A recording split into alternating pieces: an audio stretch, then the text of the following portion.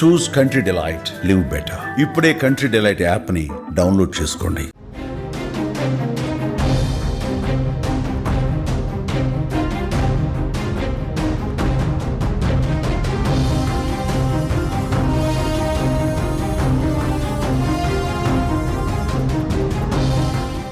Big breaking news చూస్తున్నాం. సూర్యాపేట పోలీసులు ఒక అంతర్రాష్ట్ర కిడ్నాప్ ముఠాని అదుపులోకి తీసుకున్నారు. ఈ అంతర్రాష్ట్ర కిడ్నాప్ ముఠా కేవలం పసిపిల్లల్ని ఎత్తుకొచ్చి తెలుగు రాష్ట్రాల్లో అమ్ముతోంది.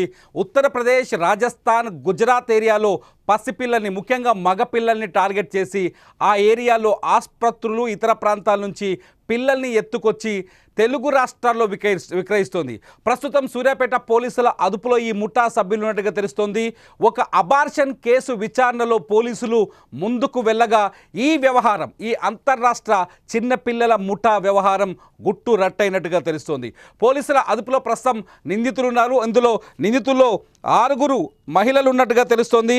అట్లాగే 4 పురుషులు ఉన్నట్టుగా తెలుస్తుంది. మహిళలే 6 ఉన్నారు ఈ ముఠాలో, 4 పురుషులు ఉన్నట్టుగా తెలుస్తుంది. గతంలో కూడా ఈ ముఠా పసిపిల్లని కిడ్నాప్ చేసి ఇక్కడ విక్రయిస్తున్నట్టుగా పోలీసులకు సమాచారం ఉంది. అంతేకాదు ఇప్పటి వరకు ఈ ముఠా 100 మంది పసిపిల్లల్ని విక్రయించినట్టుగా సమాచారం అందుతుంది. ఇతర రాష్ట్రాల్లో ఉన్న పిల్లల్ని ఎత్తుకొచ్చి అక్కడి నుంచి తీసుకొచ్చి తెలుగు రాష్ట్రాల్లో పిల్లలు లేని వాళ్ళని టార్గెట్ చేసి వాళ్ళకి ఒక్కో చంటి బిడ్డను 3 లక్షల నుంచి 7 లక్షల రూపాయలకు విక్రయిస్తున్నట్టుగా సమాచారం అందుతుంది. పోలీసులు చాలా స్పష్టంగా చెప్తున్నారు, పసిపిల్లల ముఠా ఈ ముఠా కేవలం పసిబిడ్డల్ని టార్గెట్ చేస్తున్నది. వాళ్ళ దగ్గర ఇప్పుడు 16 నెలల ఒక పసికందుని కూడా స్వాధీనం చేసుకున్నామని పోలీసులు చెప్తున్నారు. సూర్యాపేట పోలీసులు ఎస్పీ ఈ కేసుని నేరుగా విచారిస్తున్నారు. ఈ కేసుకు సంబంధించిన మరింత సమాచారాన్ని మా సూర్యాపేట ప్రతినిధి నిరంజన్ అందిస్తారు. నిరంజన్, ఏంటి పరిస్థితి? అసలు ఈ ముఠా ఎలా దొరికింది? వాళ్ళ దగ్గర ఇప్పుడు ఎంతమంది పిల్లలు ఉన్నారు? మొత్తం ఈ మానవత్వాన్ని చీల్చే ఒక చీకటి వ్యాపారంగా శిశువికి అనేది చెప్పుకోవచ్చు. అయితే మొత్తం ప్రస్తుతం తెలుగు రాష్ట్రాల పాటు దేశంలో శిశువులను విక్రయించడం అనేది మానవ హక్కుల ఉల్లంఘన కిందికి వస్తుంది. సో ఖచ్చితంగా ఈ మానవ హక్కులను ఉల్లంఘించినట్టు తెలుస్తుంది. మొత్తం ఈ ముఠా ఇప్పటి వరకు దాదాపు 22 నుంచి 100 మందికి పైగా శిశువులను దేశవ్యాప్తంగా పలు చోట్ల విక్రయించినట్లయితే ఒక పోలీసుల నుంచి వస్తున్న ప్రాథమిక సమాచారం బట్టి తెలుస్తా ఉంది. అయితే ఒక అబార్షన్ కేసు గత వారం రోజుల క్రితం ఒక అక్రమ వైద్యుడు అబార్షన్ చేయించడం, అబార్షన్ వికటించి చనిపోయిన ఒక అనుష అనే వివాహిత చనిపోవడంతో దీనిపై కేసు నమోదు చేసుకున్న పోలీసులు దర్యాప్తు చేసిన ఈ విషయం అంతా కూడా వెలుగులోకి వచ్చింది. దీని అంతటి ఒక ఏఎన్ఎం ప్రభుత్వ నర్సింగ్ ఒక ప్రాథమిక ఆసుపత్రిలో నర్సింగ్ గా పనిచేస్తున్న ఒక ఏఎన్ఎంఏ దీనికి ప్రధాన సూత్రధారిగా తెలిసింది. దాదాపు 10 నుండి 15 మంది ఒక ముఠాగా ఏర్పడి రాష్ట్ర వ్యాప్తంగా పాటు దేశవ్యాప్తంగా కూడా తమ కార్యకలాపాలు చేస్తున్నట్టు తెలుస్తా ఉంది. మొత్తం కూడా దేశంలో ప్రకంపనలు సృష్టించే అవకాశం అయితే కనపడతా ఉంది. మొత్తంగా చూసుకుంటే పోలీసులు ఈరోజు సాయంత్రం, రేపు ఉదయం వరకు మొత్తం కూడా పూర్తిగా మీడియాకు వివరాలు వెల్లడించే అవకాశం అయితే కనపడతా ఉంది. అయితే ప్రస్తుతం అయితే ఒక మగ శిశువును 16 నెలల వయసున్న మగ శిశువును వాళ్ళ ముఠా నుంచి సాధనం చేసుకున్న పోలీసులు ఆ శిశువును నల్గొండలోని చైల్డ్ ప్రొటెక్షన్ ఫోర్స్ కి అయితే అందజేసిన పరిస్థితి కనబడతా ఉంది. మొత్తంగా చూసుకుంటే ఇది పెద్ద వ్యవహారంగా కనపడుతుంది. దాదాపు ఒక శిశువుకు 3 లక్షల నుంచి 7 లక్షల వరకు బేరం కుదుర్చుకొని వీళ్ళు విక్రయాలకు పాల్పడుతున్నారు. అదేవిధంగా కొంతమంది పేదరికాన్ని ఆధారం చేసుకుని వాళ్లకు బలవంతంగా అసలు ఈ అబార్షన్ కేసులో పోలీసులకు ఈ లీడ్ ఎలా దొరికింది? వీళ్ళని ఎలా పట్టుకున్నారు అక్కడ?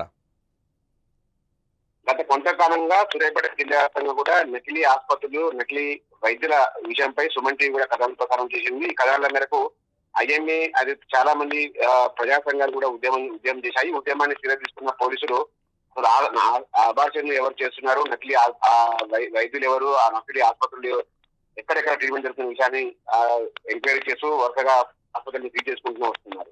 ఈ క్రమంలోనే ఒక సంజీవని ఆసుపత్రిలో అక్రమంగా అబార్షన్ చేస్తున్న క్రమంలో ఒక గర్భిణి అనుష అనే ఒక వివాహిత మృతి చెందడం, ఎవరు ఈమెని అబార్షన్ చేయించింది ఎవరు, అసలు స్కానింగ్ చేసింది ఎవరు అనే క్రమంలో మొత్తం కూడా అనుమానితులను, ఆర్ఎంపీలను, అదేవిధంగా కొంతమంది నర్సులను అందరినీ కూడా పరిశీలిస్తున్న క్రమంలోనే ఈ విషయం అయితే వెలుగులోకి వచ్చాయి. చాలా మంది పిఆర్ఓలు చాలా ఏదైతే యాక్టివ్ గా ఉంటారో కొంతమంది యువకులు, ఆ యువకులు మొత్తం కూడా అక్కడ అమాయకులైన మహిళలను వాళ్ళ పేదరికాన్ని ఆధారం చేసుకుని వాళ్ళని గర్భాన్ని ధరింపజేస్తూ వాళ్ళ దగ్గర కొనుగోలు చేసి ఆ కొనుగోలు చేసిన వాళ్ళకి ఒకవేళ వీళ్ళు అబార్షన్ వైపు ఎందుకు వెళ్ళారు? అబార్షన్ అయిపోయిన అనుష ఫ్యామిలీతో వీళ్ళకి ముఠాకి ఎలా సంబంధం ఉంది, ఎలా దొరికింది నిరంజన్ వీళ్ళు? అయితే అనుషకు ఇప్పటికే ముగ్గురు ఇద్దరు శిశువులు ఉండడం, ఇద్దరు ఆడ శిశువులు ఉండడం, వాళ్ళు మూడవ గర్భంలో కూడా ఆడ శిశువులు ఉంటుంది. స్కానింగ్ ద్వారా తెలుస్తుంది. స్కానింగ్ కూడా పూర్తిగా అక్రమి అనకంగా ఉన్న ఆర్ఎన్పీలే ఈ స్కానింగ్ దానికి మొత్తం కూడా ఒక సూత్రధారులుగా వ్యవహరించారు. ఈ క్రమంలోనే ఒక అర్హత లేని వైద్యంతో అబార్షన్ చేయిస్తూ ప్రాణాపాయం మీదకి వచ్చింది. ఆ ప్రాణాలు కూడా కోల్పోయింది. గర్భంలో ఉన్న శిశువుతో పాటు ఆమె ప్రాణం కూడా కోల్పోయిన పరిస్థితి. ఈ నేపథ్యంలోనే మొత్తం అసలు ఈ అబార్షన్ ప్రక్రియపై జిల్లా ఎస్పీ అదేవిధంగా పోలీసు అధికారులు కూడా రాష్ట్ర పోలీసు అధికారులు కూడా పూర్తి స్థాయిలో విచారణకు తెరలేపారు. ఈ క్రమంలోనే ఆర్ఎంపీలను అదేవిధంగా ఎవరైతే స్కానింగ్ సెంటర్లు ఉన్నారో ఆ స్కానింగ్ సెంటర్లు అందరినీ కూడా విచారిస్తున్న క్రమంలోని ఈ విషయం అయితే పూర్తిగా వెలుగులోకి వచ్చిన పరిస్థితి. మొత్తంగా ఈ ఒక సూర్యాపేట పరిణితి ఎప్పుడు వీళ్ళని మీడియా ముందుకు తీసుకొచ్చే అవకాశం ఉంది నిరంజన్? ఈ రోజు సాయంత్రం గానీ రేపు ఉదయం గానీ ప్రస్తుతం అయితే పోలీసులు తమ విచారణ ముమ్మరంగా చేస్తున్నారు. దాదాపు 6 బృందాలు జిల్లాలతో పాటు బయట ఆంధ్రప్రదేశ్ అదేవిధంగా బయట రాష్ట్రాల్లో కూడా పెద్ద ఎత్తున బృందాలు విచారణ అయితే ముమ్మరంగా చేశారు. ఈ రోజు సాయంత్రం వరకు కానీ రేపు ఉదయం కానీ మీడియా ముందు ప్రవేశపెట్టే అవకాశం ఉంది. మీడియా ముందు పోలీసులు మాత్రం పూర్తి స్థాయిలో ప్రెస్ మీట్ పెడితేనే పూర్తి వివరాలు తెలిసే అవకాశం ఉంది. Right Niranjan, thank you so much. ఇది మొత్తానికి సూర్యాపేటలో ఒక అంతర్రాష్ట్ర చిల్డ్రన్స్ సేలింగ్ అంటే విక్రయాల ముఠ, పిల్లలని విక్రయించే ముఠ చాలా స్పష్టంగా దొరికింది. పోలీసులకు చేతులు ఇరుక్కుపోయింది ఈ ముఠ. కొద్ది రోజుల క్రితం ఒక ఆసుపత్రిలో అక్రమంగా అబార్షన్ చేయడానికి డాక్టర్లు ప్రయత్నించారు. ఆ అబార్షన్ వికటించి అనుష అనే ఒక మహిళ చనిపోయింది.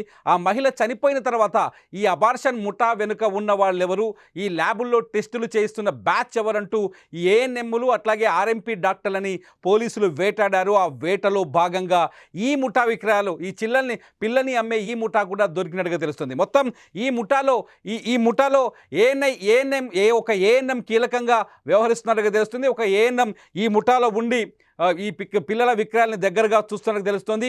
స్థానికంగా ఎవరికైతే పసిబిడ్డలు లేరో లేకపోతే ఎవరైతే ఆడపిల్లలు ఉన్నారో వాళ్ళకి మగపిల్లల్ని తీసుకొచ్చి అమ్ముతున్నట్టుగా సమాచారం అందుతుంది. ప్రస్తుతానికి ఆ ఏఎన్ఎంను కూడా సూర్యాపేట జిల్లా పోలీసులు అదుపులోకి తీసుకున్నారు.